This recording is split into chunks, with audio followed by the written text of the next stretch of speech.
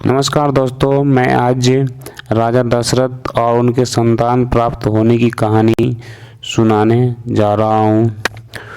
कौशल प्रदेश, जिसकी स्थापना वैवस्वत मनु ने की थी, जो सरयू नदी के तट पर स्थित है।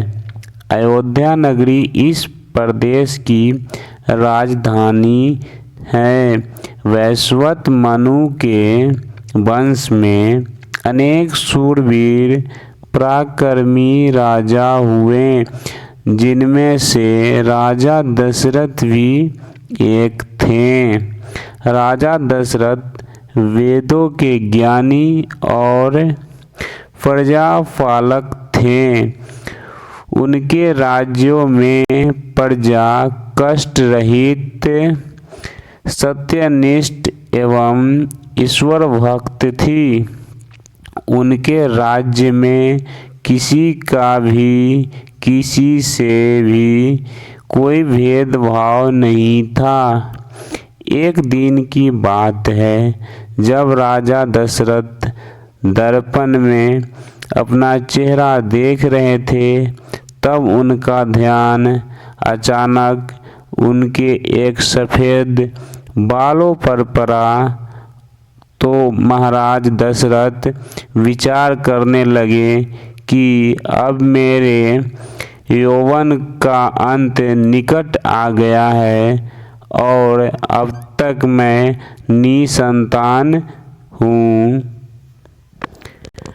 और वे सोचने लगते हैं कि मेरा वंश कैसे आगे बढ़ेगा।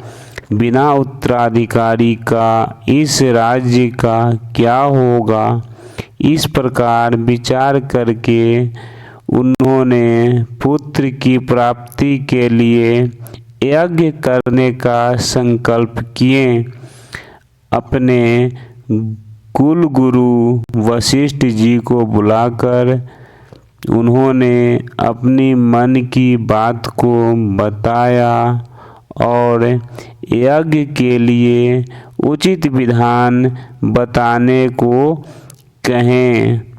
गुरुजी बोले, हे राजन, पुत्रोयज्ञ करने से अवश्य ही आपकी मनोकामना पूर्ण होगा, ऐसा मेरा विश्वास है।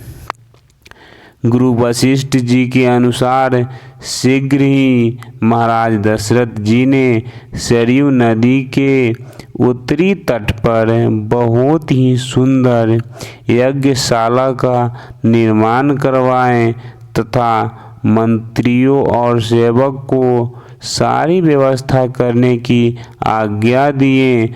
उसके बाद तीनों रानियों कौशल्या, कैकेयी और सुमित्रा को यह शुभ समाचार सुनाए। महाराज के वचन को सुनकर उनकी सभी रानियां खुशी हुई। तो दोस्तों, ये कहानी आपको कैसी लगी कमेंट बॉक्स में कमेंट करके ज़रूर बताइएगा। और इस चैनल पर नए हैं तो चैनल को सब्सक्राइब कीजिएगा, क्योंकि इस प्रकार की मैं बहुत सारी कहानियाँ आपको इस चैनल पर देखने को मिलेगी।